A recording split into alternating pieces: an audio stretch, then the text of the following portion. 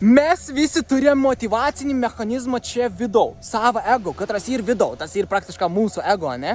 Ir kon tas motivacinis mechanizmas dar? Unsa darys viskon,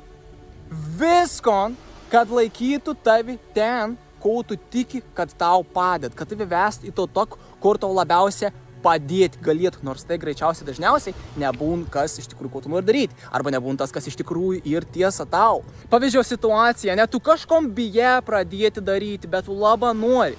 Ir tau motivacinis mechanizmas kondarys, tau ego kondarys, un darys viskom, kad tu tik išliktum komforto zono, kad tu nieko nekeistum, nes tau, pagal tavo ego, tas bus geresnis dalyks. Nors iš tikrųjų tu žina, kad tu turi eitinas, tu turi išeiti iš tos komforto zonos, tu turi pradėti ant savo projektą, tu turi pradėti kažkom daryti, kur tu nori pradėti daryti, bet tau motivacinis mechanizmas, arba a.k.a. tavo ego, sakys, kad ne, čia jau neeinamės, nes mes norim lėkti čia, kur mums komfortiška ir aš žinau, kad tau ten ir geriau. Ir tau toks istorijas pasakoji ir tu tiesiog stoji veito, dėl to tu nesikeiti. Bet tu žinau, kad tavo ego nėra tu nesi savo ego. Tavo ego yra mechanizmas, kad tau padėt šito fizinę realybę navigauti aplinko viskon.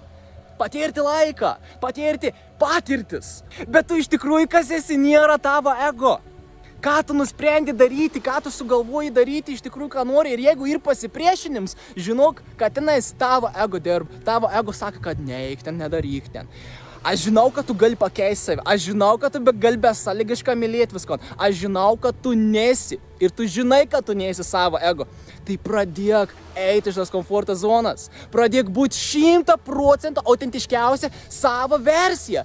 Nesvarbu, kon tavo ego sako, ir nesvarbu, kon kiti žmonės, kad niek nesuprant, kon tu žina, apie tai vis sako.